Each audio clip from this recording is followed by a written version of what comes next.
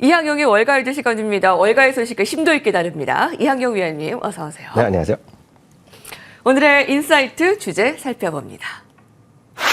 2분기의 실적 시즌 빅테크 중심 중간 점검입니다. 미국의 어닝 시즌 순조롭게 진행되는 가운데 가장 큰 관심사는 빅테크이기에 그 중심으로 점검해 볼까요? 많이 다 발표가 되었잖아요. 네, 맞습니다. 실적을 점검하기 앞서서요. 시장의 흐름을 여러분들이 다시 한번 좀 객관적으로 살펴볼 필요가 있어 보입니다. 오늘까지요. 다우지수는 닷새 연속 상승했고요. S&P 500은 4연속 상승했습니다. 네. 오늘 나스닥은 약간 밀렸지만 전반적으로 시장이 강하다라고 보시면 좋겠습니다. 많은 분들이 시장이 너무 힘들다. 내가 갖고 있는 주식은 왜 이렇게 많이 떨어지냐. 손해본다라고 속상해 하신 분 계시겠지만 아마 S&P 500의 지금 현재 위치를 정확히 아시는 분은 많지 않으실 것 같습니다. 지난 3월 30일 날이 5,250포인트 정도로 사상 최고가로 마감한 날이거든요. 오늘 가격 보시면요. 불과 고점 대비 1.2%밖에 남지 않았습니다. 그만큼 시장은 상당히 강하다는 것을 염두에 두시고 이 방송을 같이 좀 이해하시면 좋을 것 같습니다. 그럼 그렇게 된 가장 큰 요인은 금리도 계속 변동성이 있었지만 가장 큰 것은 역시 실적이 좋았다고 좋게 계속 발표되고 있다라는 것이 팩트라고 먼저 좀 이해하시면 좋겠는데요. 지난주까지요. 엔비디아를 제외한 빅테크 실적은 거의 다 마무리됐고요. 전체적으로 80% 기업 실적 발표했습니다. 77%가 기대 이상의 이익을 발표했고요. 61%가 기대 이상의 매출을 발표했습니다. 평균적으로 가이던스를 몇 퍼센트 정도 상회했냐? 7.5%를 상회했습니다. 5년 평균은 8.5였는데 그거보다 약간 못 미쳤지만은요. 10년 평균 6.7%보다 좀 넘어섰다라고 보셔야 되겠고요. 섹터별로 보면은요. 커뮤니케이션, 임의소비재, 헬스케어, 산업재 등이 예상보다 높은 이익을 발표했고요.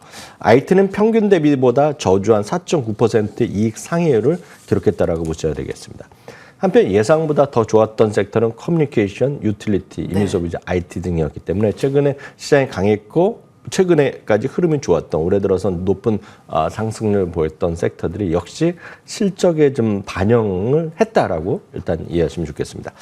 빅7을 확인해 보겠습니다. 빅7의 이익 증가율은 1분기에 46%, 무려 46% 이익 증가를 기록했는데요.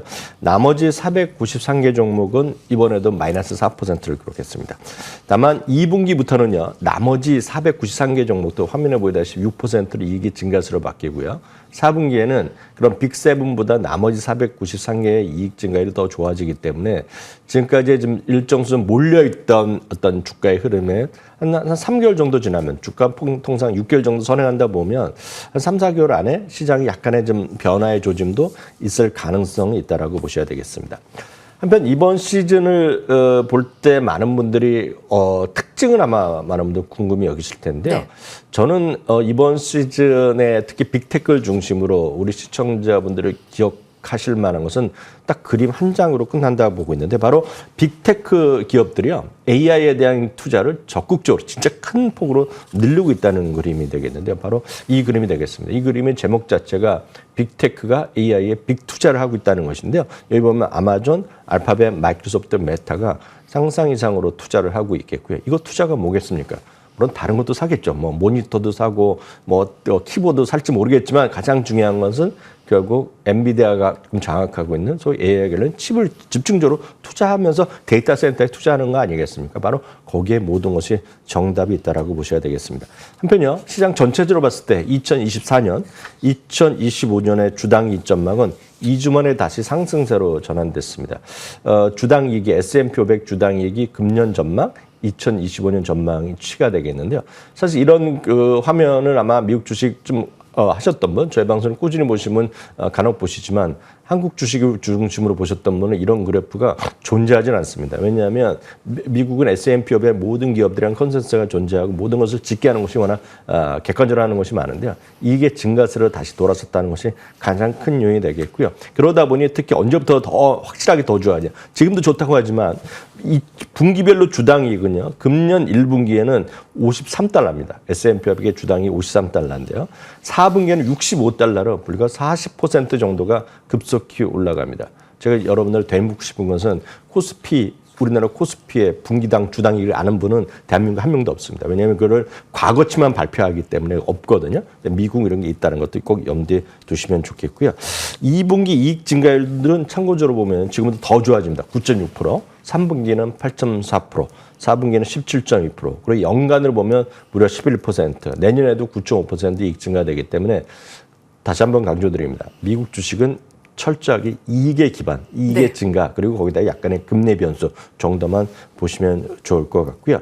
실적 전망 상향되는 이런 분위기를 고려할 때요. 여러분들의 주식시장에 대한 흔히 얘기하는 막연한 불안감을 여러분 느끼실 때 지금 주가는 사상 최고가 1.3%밖에 근접했거든요. 그러니까 그런 것을 본다 그러면 시장에 대해서 너무 걱정할 필요 없다고 말씀드리겠고요. 이걸 경험치로 한번 확인해 드리도록 하겠습니다.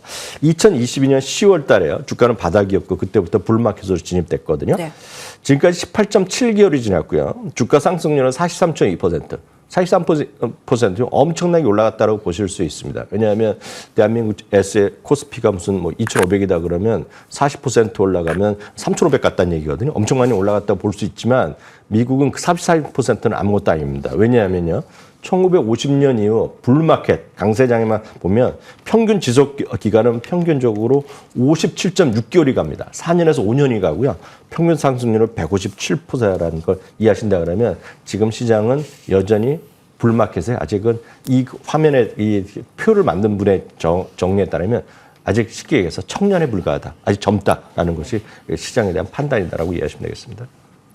미국의 실적 시즌 성공적 마무리 기대입니다. 미국은 특히 이익 증가율 좀 잘 보여줘야 된다라고 얘기를 주셨고요. 빅테크 이번 실적의 완전 핵심은 AI의 적극적인 투자 볼 수 있겠네요. 엔비디아의 독주를 막겠다. 뭐 애플도 이번에 자체 칩을 개발을 했고요. 그 부분 중심으로 보면 되겠습니다.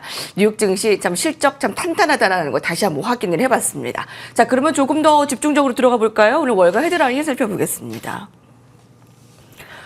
마켓워치입니다. 망하고 있을까? 성장하고 있을까? 어닝시즌을 바라보는데 가장 중요하게 보는 부분이죠. 디즈니가 실적을 발표했습니다. 주가는 좀 하락하고 있네요. 네, 디즈니 오늘 주가가 좀 많이 내려놨는데 약간은 회사 측에서 헷갈리게 어떤 가이던스를 제시했기 때문이라고 보셔야 되겠습니다.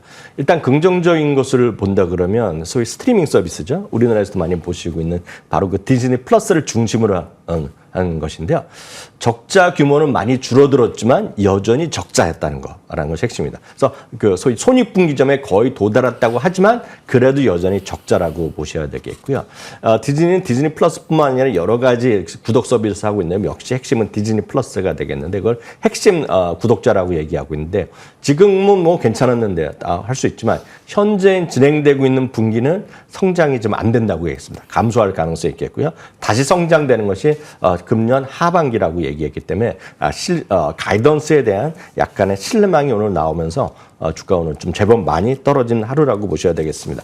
다만 회사 측에서 보면 중요한 것은 엔터테인먼트 스트리밍이 수익성이 회복되고 있다는 것이고요. 4분기에는 이제 전체적으로 이제 수익률이 이제 플러스 날 수 있다는 자신감을 필요했지만 시장에서의 판단은 오늘 자체로만 보면 실적 나온 거 보면 상당히 실망스러운 부분이 컸다. 왜냐하면 계속해서 상당히 좋아졌고 계속해서 플러스가 났는데 이번에 지금 말씀드렸다시피 이번 현재 진행되고 있는 분기에 순가입자가 마이너스일 가능성을 얘기했기 때문에 이런 것들이 시장에 좀 반영되고 있다. 늘 말씀드리면 미국 시장 솔직하다라고 이해하시면 되겠습니다. 네, 다음 헤드라인 이어갑니다. CNBC입니다. 채권 ETF에 관심 있는 분이라면 최근 우리 프로그램을 통해서 미국의 ETF 관심이 있으신 분들 참 많습니다. CNBC가 이 부분을 다시 한 번 더 다뤘네요. 네, 맞습니다. 우리나라에서도 채권의 ETF를 갖고 있는 분이 꽤 많습니다. 특히 작년 초부터 많이 늘어난 게 사실입니다. 대한민국에. 그래서 관련된 것이 국내에 상장된 미국 어떤 채권을 갖고 ETF 많은데 문제는 거기서 이제 30년 이상 장기채, 20년, 30년 장기채 거기에 이제 레버리지를 일으키는 상품들이 많이 쓰는 걸 아마 시청자분들은 많이 아실 것 같은데요.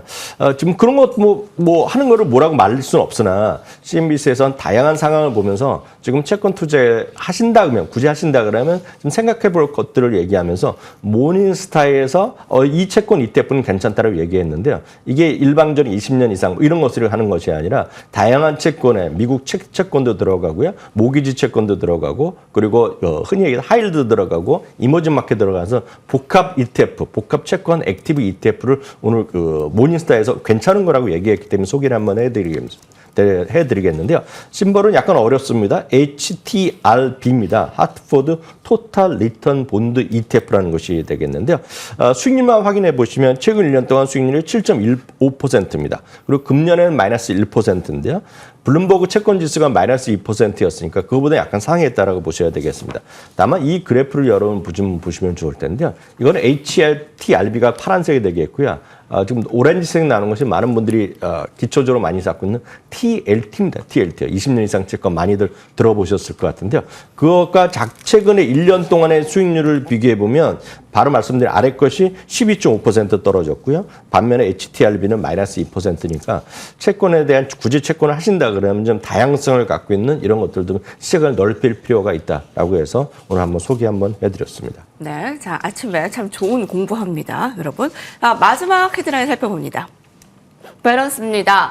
AI계 숨은 보석 휘청거리다. 바로 팔란티어인데요. 투자자들 사이에서 AI계 정말 숨은 보석으로 잘 알려져 있는데 팔란티어의 주가가 오늘 15%나 빠졌습니다. 네, 제가 지난주 목요일날도 한번 이 시간 통해서 말씀드렸고요. 월가의 시간 상당히 냉정한 편이라고 말씀드렸습니다. 그리고 시장에 대해서 알렉스 카프 오늘도 다시 한번 자신감을 얘기했습니다. AI 관련해서 미국에서 상업적으로 서비스할 수 있는 곳은 실제로 자기밖에 없다는 얘기를 다시 한번 강조하면서 정말 적극적인 어떤 자신감 그리고 모든 쪽에서 그 영업맨이 필요 없을 정도로 자기 영업이 잘 되고 있다 얘기했거든요. 그럼에도 불구하고 오늘 주가는 상당히 많이 떨어진 하루가 되겠는데요. 핵심적인 건 이겁니다.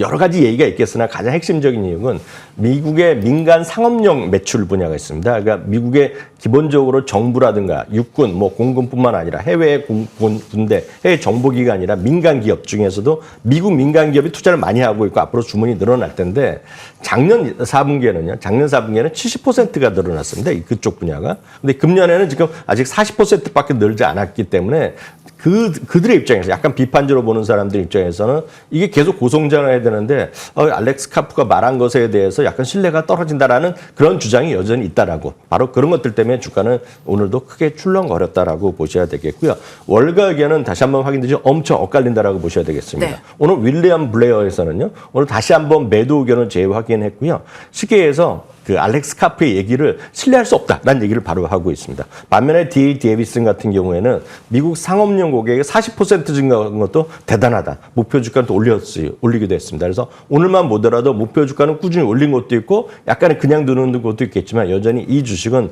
변동성이 상당히 앞으로도 상단계에 있을 수밖에 없다라는 거. 왜냐하면 기본적으로 현재 고금리 상황에서 장기적인 현재 12개월의 기존의 PR은 200배가 넘습니다, 지금요. 그리고 12개월 예상치 하더라도 지금 이게 60배 정도 되기 때문에 그런 것들에 대한 기본적인 판단을 좀 하시고 판단하시면 좋을 것 같습니다. 네.